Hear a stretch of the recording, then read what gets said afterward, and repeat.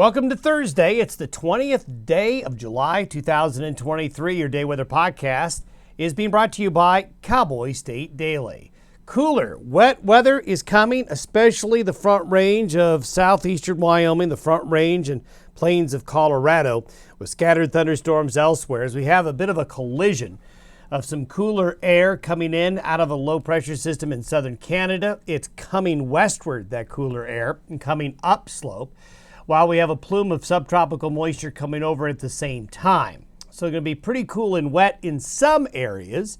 However, this isn't for everybody. The northern parts of Wyoming, a lot of Montana, the northern and central areas of the Rockies going to miss out from this, with scattered showers and thunderstorms along and west of the divide elsewhere, but also temperatures a lot warmer. There'll be a big difference in moisture and temperature based on what side of the divide you're on. Do expect scattered afternoon and evening thunderstorms with rebounding temperatures Friday as this cooler air mass will retreat off to the east, but certainly for the eastern areas, the next 2 days will certainly be quite a bit cooler. Then very warm temperatures return. Really, it starts this weekend. This weekend and into next week, the high pressure ridge expands, grows northward, shifts a little westward. That'll bring heat back north again. Then next week, kind of what we're seeing this week. We'll have some episodes of some very warm temperatures, but plumes of monsoonal moisture. So it'll be off and on showers and thunderstorms. It's textbook mid to late July weather that we see coming, basically. It's just about what we normally see where the high is and where the pattern is.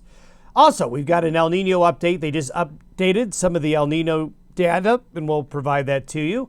And El Nino is something that in future podcasts, as we get closer to fall, we'll talk about some more. It's too early, really, right now for a long-range forecast, in my opinion, but something we'll formulate a little bit later.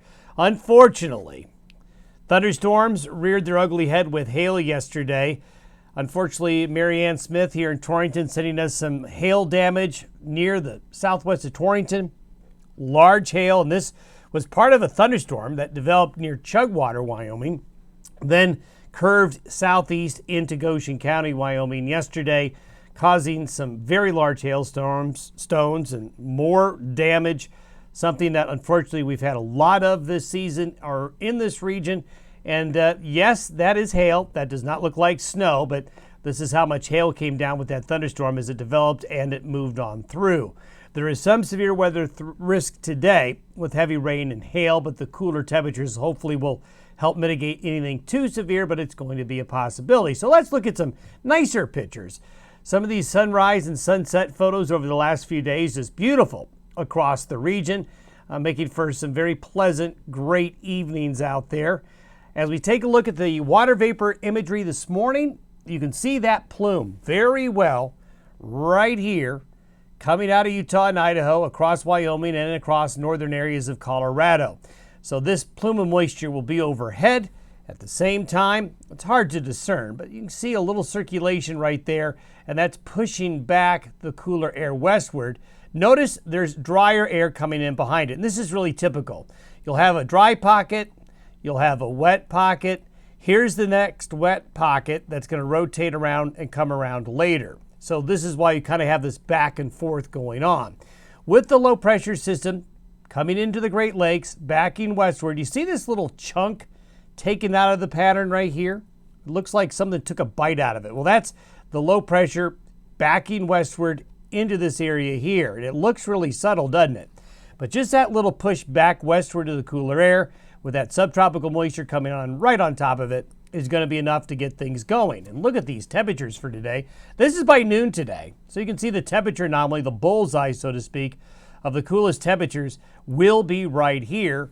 But you get western slope, southwest Colorado, further westward, it's not going to be as cool. But certainly right there, all across the plains, the Dakotas into the upper Midwest, temperatures much cooler than normal. So that big contrast between hot and cool continues over a fairly short distance. And there you can see the precipitable water by noon today backed right up against the front range of Colorado and central and southern Wyoming.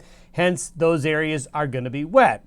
This is the precipitation forecast through Saturday. So you can see it somewhat contained, concentrated in a relatively small area here, but that concentration of the moisture will lead to some wet conditions in those areas there. Not as much shower and thunderstorm activity the further west and also the further north you go. By Sunday, that high pressure ridge bulges north. This is going to send the heat back up. And also, that drier air I showed you right here will be rotating around the high. So what that means is less thunderstorm activity and more heat. So this is the temperature anomaly by noon Sunday. So the heat comes right back. So it's going to be a little bit of a roller coaster with temperatures in the region over the next 4 days, alternating between the cooler and the hotter weather conditions. Then as we take a look, that's where we are Sunday. You're going to notice a shift by Wednesday. It's not huge, it's subtle, but this opens the door back to the next plume of moisture by that high going back to Texas. And the clockwise circulation wraps that moisture, circulates it right on back. We have a front trying to push into the Pacific Northwest. That'll beat down the high pressure a little bit. So just this shift right here brings back the moisture. This is for Saturday. Notice it's white and brown. Now the white certainly shows adequate moisture for afternoon and evening thunderstorms, but the moisture isn't as deep, and you can see the brown here. So there will be a decrease in thunderstorms this weekend. It doesn't mean no thunderstorms. It means a decrease in thunderstorms. So there won't be as many. That will allow temperatures to get a little bit hotter. But this is by Tuesday. So here comes the next area of moisture coming on in, and this is by next Thursday and Friday of next week. So that'll get shower and thunderstorm activity going as the high is here and the moisture gets concentrated around the periphery right there. Taking a look at the El Nino update, this is the latest sea surface temperature anomaly.